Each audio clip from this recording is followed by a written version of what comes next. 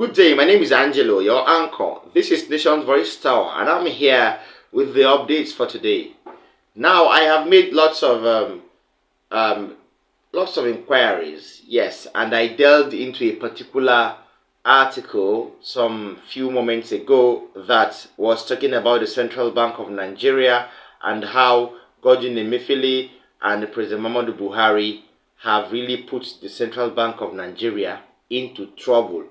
Now, the whole hierarchy of the Central Bank of Nigeria, its deputy governors, its auditors, its financial accountants, its chartered accountants, and its other officers that are financially inclined with auditing and financial accounting records and bookkeeping are now in trouble. Yes, because an investigation has been going on for a very long while now. I think like 2 months back or a month back, and the CBN has finally been exposed. This story will shock you because I think we have been into suffering, and we have really suffered from this inconsistency from the Central Bank of Nigeria.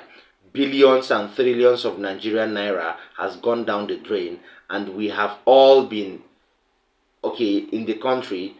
And although people lots of people are not really in the country, but lots of Nigerians have been in the country, and they have suffered from these inconsistencies from Central Bank. The most recent was the one that took place few months ago in February and January, to be precise, when there was a naira scarcity because of the naira redesign and the deadline for the submission of old naira notes. Now, from our source, the Central Bank of Nigeria, under the former governor Godwin Emefiele, has been discovered to release audited financial account reports spanning 2016 to 2022. These were the details of their financial reports. Now, listen to what happened to the financial reports. These reports allegedly contained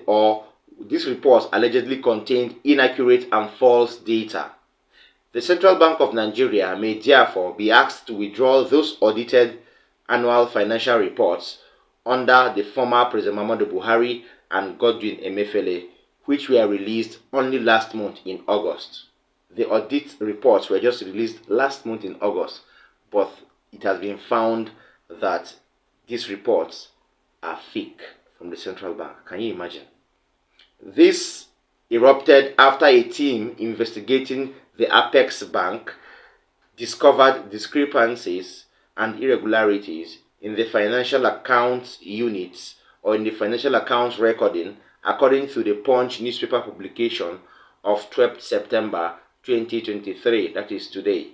So these sources have it that apart from the CBN, that is apart from the Central Bank and its activities under Godwin Emefiele, the FRC, that is the Financial Reporting Council, the Nigerian National Petroleum Corporation Limited, and other government business entities would also be under investigation very soon, or are also, in fact, right now it is said that these financial institutions and government business entities are under investigation, but all eyes are on the Central Bank of Nigeria because it's the number one. Now, the team investigating is made up of a team of accountants, auditors, and forensic accountants, and they are still allegedly probing the financial records of the Apex Bank. It was discovered from sources, very strong and reliable sources, that the Central Bank of Nigeria under Godwin Emefiele had its financial accounts records on the basis of a controversial guideline purportedly acquired from the FRC, that is the Financial Reporting Council. Okay, now it was further learned from very reliable sources that the Central Bank of Nigeria allegedly paid a whooping sum of 401 million to the FIRS Academy, that is the Federal Inland Revenue Service Academy, for illicit guidelines. All right. Now, as a result of the above investigation, the Department of the State Security may soon invite the Chief Executive Officer of the Financial Reporting Council, FRC, that is Alhaji Shuaibu Ahmad, and some top officials of the agency for all the issues and problems relating to the inconcurrent financial discrepancies found in the Central Bank of Nigeria's records under the FRC's alleged guidelines. So, with this, Godwin Emefiele has put the central bank in trouble. The central bank will be asked very, very soon through the FRC, because what the investigators are doing is to go through the Financial Reporting Council to ask the central bank lawfully to withdraw that annual report, a report that was submitted just in August last month, has been found to have discrepancies. Billions of naira has gone down the drain already. Godwin Emefiele's offenses, sins of Godwin Emefiele, are now beginning to come out one by one. One by one. Godwin Emefiele and President Muhammadu Buhari have put the Central Bank of Nigeria and its workers into trouble. They never saw it coming. Yes, I can say that for free. They never saw it coming. This is so sad. Let's see to the time that they will be asked to retrieve their annual reports. That means, yes, they will be in some deep trouble. Now, lots of people have reacted to the judgment of the tribunal as regards the just concluded presidential elections petitions tribunal. I told you earlier that I was waiting for lots of reactions from lots of legal luminaries. Alright, now I have reactions not from legal luminaries though, but Akin Osuntokun, the Director General of the Obideti Presidential Campaign Council, has reacted to the judgment and the final ruling of the tribunal as regards the just concluded presidential elections petitions tribunal, where Peter Obi of the Labour Party and Atiku Abubakar of the PDP challenged the victory of Bola Ahmed Tinubu and Kashim Shettima at the polls. His reactions were anticipated, but what he said really got me, because he really spoke with a bitter mind, and he said what we know as nothing but the bitter truth. I wish those involved, especially Professor Mahmoud Yakubu, Festus Okoye, and everybody involved in this scam would hear this. Please stay tuned. More details after this video. I don't want to take issues with the judges as such, because many of the things they were saying, were counterfactual. In other words, they say things that is not correct, that is inconsistent with the truth.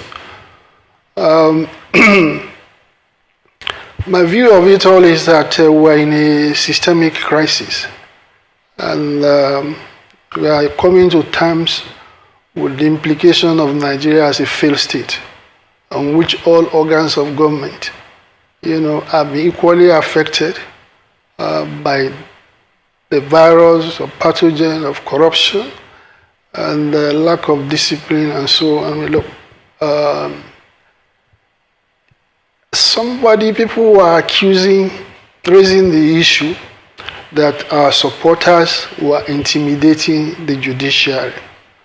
First, of course, is that many of those people doing the intimidation had no connection with us. We did not give anybody directive to go and indulge in intimidation of the judiciary. But the more pertinent question is whether the judges themselves of the Court of Appeal, whether they did not deserve to be intimidated, whether there was no reason to question, not to take their integrity or the integrity of their judgment for granted. And of course, I have no more, the evidence of what I'm saying, or the supporting logic, was provided by none other than the former President Court of Appeal, whose husband, Senator Adamu Bukachua, told everybody, to the hearing of all Nigerians and the international community, that he was in the habit of influencing the decisions and judgments of his wife, in relation to his colleagues at the Senate chambers. Well, if you could do that, if you can say, no, if your spouse, I mean, there is no greater authentic evidence you can get than a spouse who is saying this is what we do. Right? So who are we to not to take that into cognizance? And if that is the truth, will you take it for granted that the judges so affected in this court of appeal take it for granted that, look, they will do what is correct. They will act, without prejudice. Well, unfortunately, their former president, the former president of the Court of Appeal, she just resigned, she just left a few months ago, right? Had given us an indication as to the conduct or the behavior of the court under her. But for that matter, even the president himself did accept that the judiciary is corrupt. From what he said in a statement that, look, do you expect your judges to live in squalor and not be corrupt? So allegations of corruption levied against the judiciary, directly or indirectly, they have very square legs to stand upon. Yes, not just because he's a member of the Labour Party, but because he's a Nigerian, he feels cheated with this ruling that was given by the tribunal sometime last week. That is very, very sad, because lots of people are really pained about this. Lots of people expected justice to prevail, but the tribunal wriggled their way into the brains of all of us, and they feel they can go scot-free. All right, so let's hope that the Supreme Court upturns the judgment and does the needful. Justice, that is the needful, please, justice. Now, finally, another reaction on the Presidential Elections Petitions Tribunal ruling, but this time around from an analytical point of view. Dr. Constance Ikoku, Arise News analyst, has come to react to the judgment of the tribunal. All right, to her, she says that she has always said it, that the time frame meant for the tribunal to decide election petitions should be shortened, because when you widen this time frame according to the Constitution, 180 days is enough time for anybody in the judiciary to manipulate anything he wants to do with any candidate, with time like the ones that the kind of time that was given to this tribunal led by Justice Haruna Samani Simon. They had time to do whatever they had to do till they allegedly doctored that judgment. So she believes, Dr. Constance Ikoku believes so much, that with a very, very short time frame, there will be no time for any other, frivolity. Rather, anybody involved in the tribunal, whether judge or legal counsel, will put all hands on deck to see that they, tie it up and wrap it up between the short time frame given. That is her own take. Hear more what she had to say on the judgment of the tribunal. Stay tuned. I think it's something that has to be addressed. It is very critical. There should be a very tight timeline to start the election petitions and conclude them so that governance can move quickly. However, I also want to dovetail into what Hakim Baba Ahmed said concerning the politicians. That yes, you can go ahead and have electoral reforms. In spite of that, it is still the same politicians that find a way to go around the laws and do what they do, and that creates problem. The danger in all of this, in what we are seeing, is that the judiciary risk being damaged beyond repair. Nobody has confidence anymore, whether rightly or wrongly. And so we go back to the important point that it is critical that elections end at the poll. When you keep shifting the responsibility to the judiciary, it's a problem. INEC needs to be responsible, conduct elections appropriately and with honor and some credibility. Yes, I wish, sometimes I wish that the government or the federal government can really listen to some suggestions on the streets, all right, or some suggestions from the studios, like that of Dr. Constance Ikoku, because if really election petition tribunals are wrapped up in a short period of time before swearing in, then we may not have the issue we're having right now. Any leader that comes on board or on seat must have been duly and legitimately and rightfully and constitutionally brought on board or voted into office. So we wouldn't have the issue of having somebody who stole a mandate in an office that does not belong to them. All right, thank you so much. Please like our videos, share them. Don't forget to drop a comment for us in the comment section. Please do these things because you will make us go viral, and we will be encouraged to help the more, and bring lots of updates to you. And finally, if you're watching me for the first time, tap the notification bell as well as the subscribe button so that you always get to see me anytime I drop a new video. Watch till the end. It is very, very important. One more time, share this video, please. Share this video. See you next time. From our table here, we're saying bye.